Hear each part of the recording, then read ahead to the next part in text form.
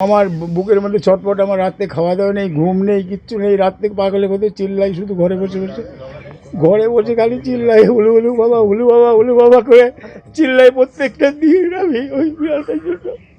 গত 15 দিন ধরে এভাবেই পোষ্যর জন্য চোখের জল ফেলছেন বীরনগরের নির্মল বিশ্বাস। বীরনগর স্টেশনে একটি ফলের দোকান রয়েছে তার।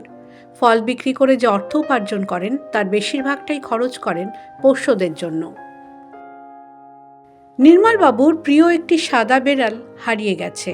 তারপর থেকেই ঘুম গিয়েছে তার। 2 সপ্তাহ ধরে হেঁটে ঘুরে বেড়ালের খোঁজ না পেয়ে এখন টোটোতে মাইক লাগিয়ে শুরু করেছেন প্রচার। ছুটছেন জ্যোতিষী ও তান্ত্রিকদের কাছেও।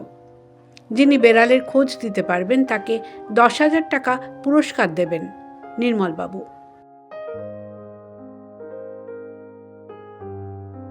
বেড়ালদের যাতে খাবারের অসুবিধা না হয় তার জন্য বাড়িতে তৈরি করা হয়েছে একটি বড় মাপের চৌবাচ্চা।